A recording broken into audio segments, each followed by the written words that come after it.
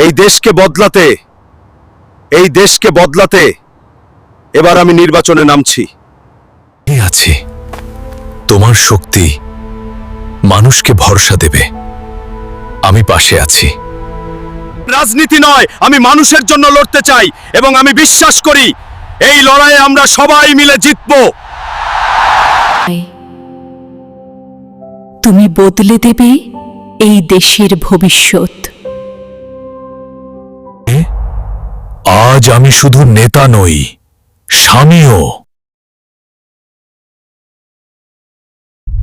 তোমার সাথে লড়াইটা সহজ হবে। ভোট চাই শক্তির জন্য নয়, বিশ্বাসের জন্য।